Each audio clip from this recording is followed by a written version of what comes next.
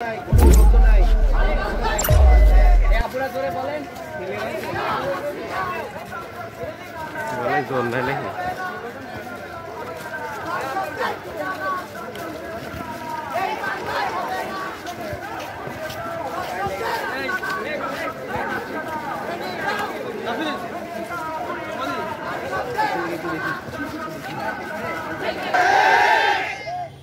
দাবি জানাই ন্যূনতম 3 থেকে 7 দিনের মধ্যে ধর্ষকের বিরুদ্ধে বিচারিক কার্যক্রম সম্পূর্ণ করে শাস্তি হিসাবে মৃত্যুদণ্ড কার্যকর করতে হবে।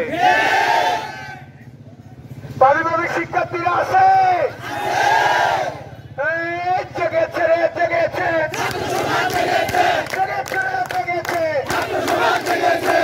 সারা বাংলায় খবর দে, সারা বাংলায় খবর দে, তুমি কে আমি কে। আমরা সকল ভাইদেরকে সাথে নিয়ে এই শাস্তি নিশ্চিত করার জন্য জোর দাবি জানাচ্ছি। এই বলে আমি আমার সংক্ষিপ্ত বক্তব্য। আমাদের হিসাবের অনেক বাইরে। রিসেন্টলি আমরা অনেক এরকম ঘটনা দেখতেছি। ইভেন এতটা সময় পার হয়ে যাওয়ার পর এই যে 3 জন ধর্ষক ছিল তাদের ভিতরে কেবল একজন ধর্ষককে ধরা হয়েছে। তো আমাদের এই যে ধর্ষকদের যে শাস্তির বিধান বা সে কুমারী মেয়েকে বিবাহ করতে পারে, অথচ অনেক নারীরাই আছে সামান্য অভিযোগের কারণে তাদের আর ভালো বিবাহ হয় না, সমাজ তাদের প্রত্যাখ্যান করে। আমি মনে করি এই অবস্থা শুধু বাংলাদেশে না, আমাদের বিক্ষোভ থেকে তুলনায় স্বাধীনতা যাত্রীকে শেষ হবে। সবাই স্বাধীনতা যাত্রীকে ফোন করেন।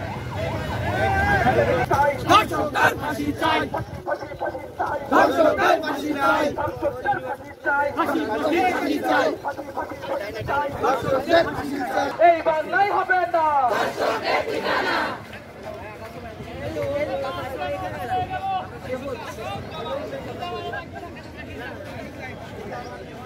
এ পর্যায়ে সংক্ষিপ্ত কথা নিয়ে হচ্ছে সমাজকর্ম পরিবেশে শিক্ষার্থী হবে না।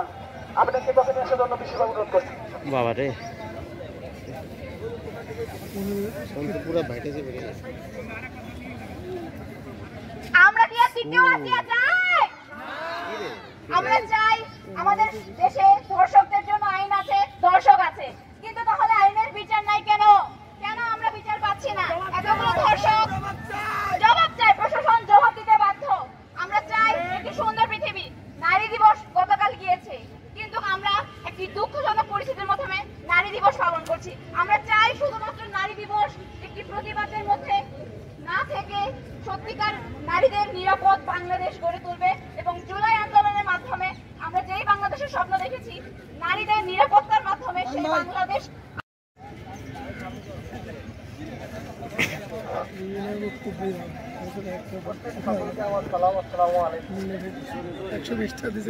আমাদের জুলাই বিপ্লবের শহীদদের স্মরণ করছি জুলাই বিপ্লবের আহতদের।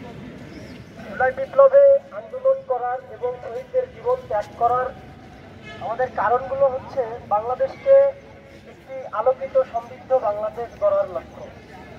আমরা আমাদের শহীদ ভাইয়েরা জীবন দিয়েছে বাংলাদেশ থেকে সকল প্রকার লুটতরাজ, অন্যায়, চাঁদাবাজি, ধর্ষণ, খুন, রাহাজানি এসব থেকে এ দেশকে মুক্ত করতে। কিন্তু আমরা স্বাধীনতার 5ই আগস্টের স্বাধীনতার পরেও আমরা দেখতে পাচ্ছি আমাদের দেশে অন্যায়, অবিচার, ঘুষ, খুন, ধর্ষণ এসবের কবল থেকে বাংলাদেশ এখনো রক্ষা পায়নি। অতএব ধর্ষণ বাংলাদেশে এত বেশি প্রকোপ আকার ধারণ করেছে ইদানিংকালে, আমরা এই লেভেলের এ ধরনের অন্যায় কোনোভাবেই বরদাস্ত করব না। আমাদের শহীদরা এ ধরনের অন্যায়কে বাংলাদেশে অস্তিত্ব থাকার জন্য, এ ধরনের অন্যায়ের অস্তিত্ব থাকার জন্য শহীদরা তাদের জীবন দান করেন না।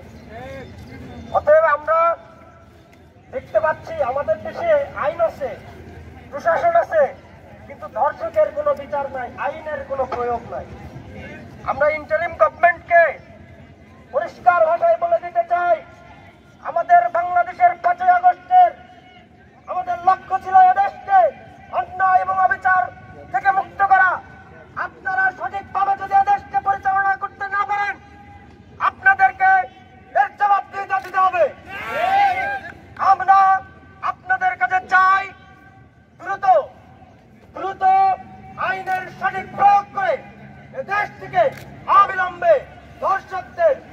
ক্ষেত্রে সর্বোচ্চ শাস্তি প্রদান করতে হবে।